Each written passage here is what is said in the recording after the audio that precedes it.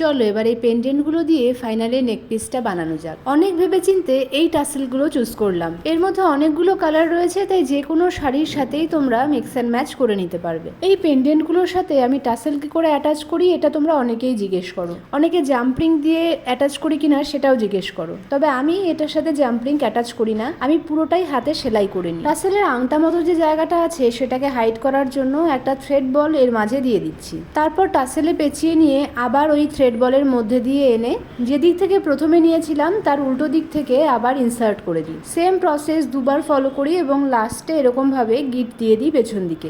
এই সেলাইটা যতটা পসিবল টাইট করে করি যাতে পেন্ডেন্ট, থ্রেড বল আর টাসেলের মাঝে খুব একটা গ্যাপ না থাকে। সেলাইয়ের জন্য আমি এখানে ডলি সুতোই ইউজ করছি, কারণ সেলাইটা দেখা যাবে এবং যে কালারটা আমি নিয়েছি একটু ভাইব্রেন্ট, সেলাইটা দেখা গেলেও খুব একটা বেমানান লাগবে না। সুইটা একটা মোটা সুই, এটা উলেন জিনিস সেলাই করার সুই। ফাইনালি এটাকে ভালো মতো ফিনিশিং দেওয়ার জন্য থ্রেডের এই শেষের অংশগুলোকে ফেব্রিক গ্লু দিয়ে পেন্ডেন্টের সাথে ভালো মতো স্প্রেড করে আটকে দিই। এবার আর এটা খুলে আসার বা ছিঁড়ে যাওয়ার কোনো চান্স নেই। পেছনের দিকটাকে এবার ফাইনাল লক করে দেবো, তাই ফেব্রিক গ্লু দিয়ে একটা কাপড়ের টুকরো সেম সাইজের কেটে আটকে দিয়েছি। আর এই হলো এই পিসটার ফাইনাল লুক। সেম ওয়েতে এইটাকেও সেলাই করে আটকে নিয়েছি। তোমরা জানো কিনা জানি না, যে কোনো হাতের কাজের জিনিসের দাম কিন্তু তার আইডিয়া আর ফিনিশিং এর উপর ডিপেন্ড করে। লাস্টলি অ্যাপ্লাই করে দিচ্ছি ভার্নিশ। এদিকে ফার্স্ট গিভঅ্যাওয়ে উইনার অ্যানাউন্স করার দিন কিন্তু চলে এলো। ভিডিওটা ভালো লাগলে লাইক করো, কমেন্ট করো, আর এরকম ভিডিও আরও দেখতে চ্যানেলটাকে সাবস্ক্রাইব করতে ভুলো না। আজ আসি, টাটা।